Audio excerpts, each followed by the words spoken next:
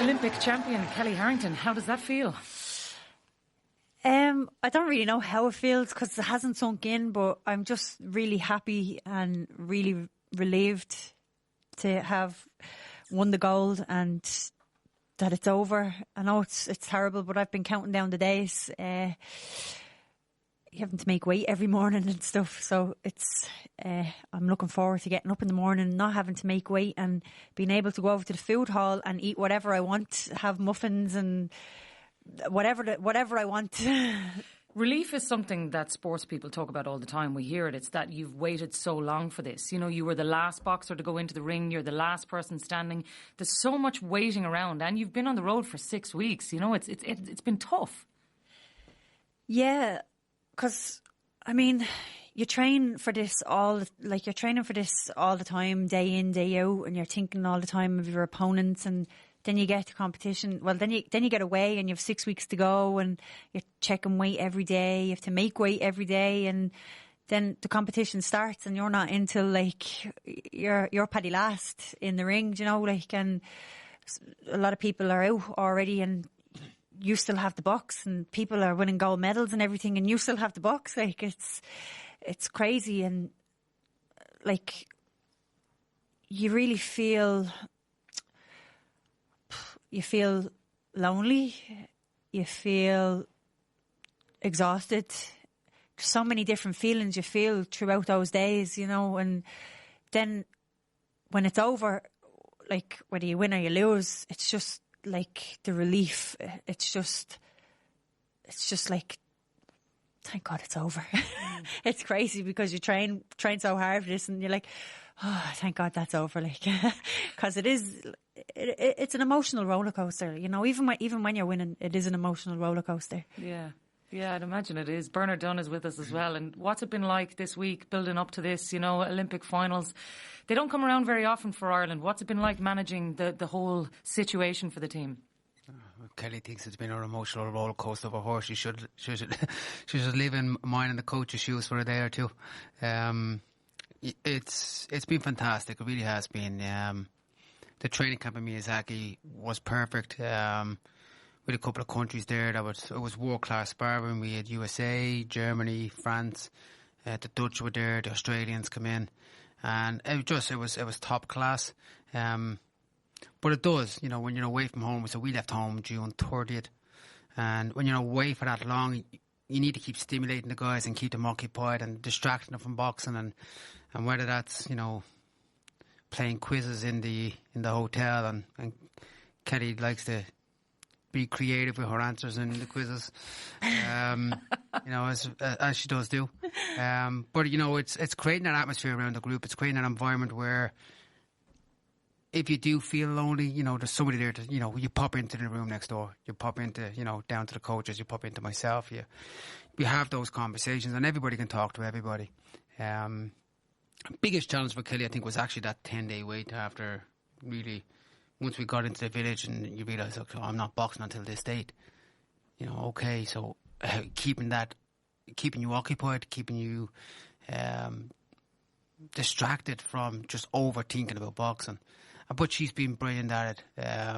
In fairness to the group, they keep each other occupied and they're supporting each other, following each other. The days actually went really quick. Once you're doing a training session, I don't know, it felt like I was in the food hall more than anything. Once you get up, you have your breakfast, you check weight, you have breakfast, and then you have a training session then at 11 o'clock, and it's interesting. You're exhausted. I've heard Kelly say there, you know, she was wondering what the cakes tasted like, you know, and I've seen her eating one or two of them, so she thought I wasn't watching, but I was. She still made weight though. She still made weight. But it's you know, it's the greatest thing that I can say about Kelly here is her focus and her ability to stick to the plan even under severe pressure. You know, Brazil today had a great strong start to the fight. But Kellie stuck to the plan, kept touching, kept turning sideways, you know, using that jab, you know, switching styles all the time. And that body shot you threw was fantastic, that right hand to the body. And Can't remember. it's great. Kellie comes out. You sure it was me? Well, Kellie comes out of the ring and said, okay, well, what worked? So we tried to do a quick review. Well, what worked? Well, I'm not sure. What didn't work? Well, I can't really remember. But like it's you know, Kellie's performances this week have been world class and against world class oppositions. That opponent today, you look at the 4 semi-finalists, just incredible to think about the medals that were on that podium today. Yeah.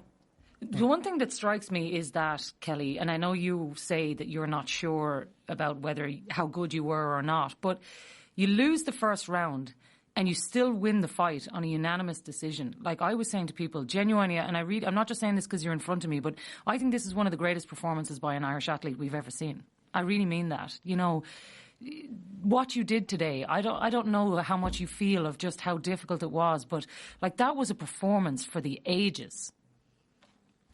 I don't know. Like I'm used to losing the first round now. Like, and I'm used to keeping calm and controlled. And I suppose that's just the person. I suppose that comes with age more than anything, really. Like the older I'm getting, the more I'm able to keep me cool. So I think that's what has worked for me throughout any competitions that I've ever had, because sometimes when people are down, they start to rush in and make mistakes. And we knew that if it was the other way around and I was up in the first round, that she was going to rush in and make mistakes, you know.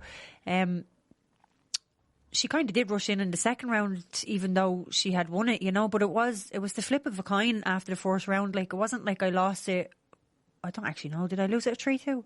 The first one, 3-2, yeah. Yeah, so it was a close round, so she did have to come, and I suppose that worked in my advantage then, and I just stayed nice and relaxed, and wasn't like she was trying to throw little rabbit punches inside, but I mean, they don't get scored, you know, that's just waste of energy really. And I was like, all right, whatever, and just don't lose. Like, someone else might go, oh, what's she doing, and try to get into a wrestling match with her then, but like, I think it's age. Control has been fantastic in this whole competition against top quality internationals who have challenged her in every way, physically, mentally, technically, and Kellie is shown that she doesn't just, you know, box one way. She has so many plans that she can work from, you know, southpaw, orthodox, you know, attacking, counter-attacking. She has it all. And you're right, today's display was phenomenal. You know, just the self-control that was shown in the fight was superb. Yeah, it really was, Kellie. And I know you'll watch it back and you'll feel that way, but it really was. Talk to me about just the emotion of standing on the podium and hearing Our On Naveen being played, because it's something that comes around so rarely, and I think as Irish people we're always the underdogs, but to stand there just representing your country and lifting the nation, as you say, I can't imagine what that moment feels like.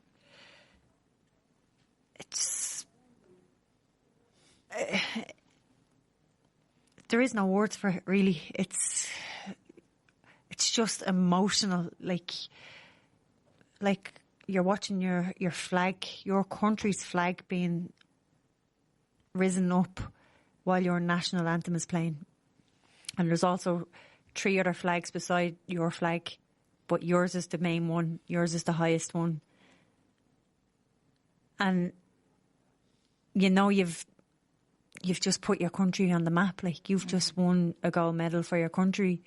It's just, it's an amazing feeling, and I don't even think it has actually hit me. No, I know it hasn't hit me, and do you know what? It probably never will hit me. I don't really know, because that's just the type of person I am. Like, it's just another fight. Like, it's just another tournament. You thrive on it, though. I think that's what strikes me, and I mean, maybe both of you can tell me how you feel about this, but like, some people, they really cave under that kind of pressure when everybody's talking about them and you're saving a nation and all this, but you love it. Yeah, I love it, but I also, I don't, I switch off the media and I don't watch it, because if I was watching a lot of it, I'd be absolutely probably crippled with anxiety, to be very honest with you. But, I do get WhatsApp messages from friends and family, and they're telling me how proud they are, and, you know, how I've made their families happy, and how the kids are all going around punching things and wanting to get down to the local boxing club and stuff, you know. So, that's how I know, because they're telling me, but it's not I haven't been on social media, so I haven't seen any of that. And I think if I was on that, I think I would probably I don't know, I think that would really get to me, you know, so I try to take that away, and when the competition is done, then I'll that will fill up a bit of time for me, so I'll be able to watch it. And I won't be able to get back to everybody, but I am grateful for all of the support, and it really, really does mean the world to me that people are so supportive. And, you know, what I feel right now is that if I had taken a silver today, I still feel like our nation would still be really, really happy and really, really proud of me regardless, you know. And that's the way I feel. I've never felt that before, and I feel that now. I feel no matter what colour the medal is, they're just proud of me and of what I've done. You know, regardless of whether it's silver or gold or whatever. They've all smiled. They've all had something to be happy for, and I'm happy that I gave them that little bit of happiness. They should be proud, though, Bernard, shouldn't they? I've worked with Kellie now for nearly 5 years, and it's as an athlete she's amazing, but as you can see as a person, she's just so she's special. She's a special individual, and the celebration, Bob, later. But the celebration that are going on back at home, we've actually seen photographs and videos today, so we were oblivious to everything that was going on back at home, because we were so focused on what we were trying to achieve here, and that's a credit to the whole team that they've been able to manage that piece. If you look at across all seven athletes have stepped up here. All seven, to qualify 7 is special for that team, but for 7 of them then to come here and perform is just superb. For 2 of them to medal, for 1 of our athletes to get a gold medal, what Kellie has achieved here is. She's written herself into the history books, and she's given the nation something to be proud of, something to inspire young kids coming through. I remember watching Michael Crute win it in '92, and today is, I think, 29 years to the day. Yeah. I remember watching Michael Crute win his, and what it did for me. What Kellie Harrington has just done here now, you know, what she's done for not just kids in sport, but for all young people out there, and for older people as well. She's given them hope. She's given them, you know, why can't I achieve something? Why can't I do something? You know, because it just takes hard work, and that's what Kellie has done.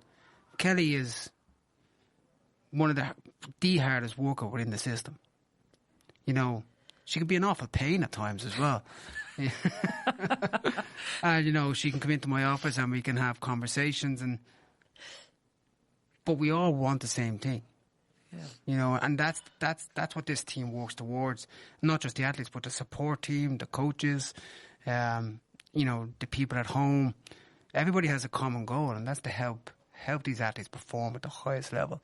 And we've seen that here. We've seen it in abundance, and we're proud of all 7 athletes. And Kellie has a special place amongst that now, because she's leading us home with a gold medal. Well, we're proud of you too. You guys have done an amazing job. Kellie, last one. Hakuna Matata is a phrase that the whole country is now rattling off at every moment. I'm sure there's T-shirts with your face on it, everything. Are you going to get the Hakuna Matata tattoo, or what are you going to do? Oh, do you know, I've been listening to... Song, we're going to... Yeah, I'm going to... All right. Give us a few bars of The Lion King. If we're going to get that on national radio, off you go. No, I've been listening to it. I've been listening to Disney in the apartment, and the 2 girls are like, what is going on? Like, I'm ready to go out and fight, like, for a bronze medal, and they're like, she's lost it. I can sense it like that. They're just like, what's going on? You can hear them giggling and stuff like.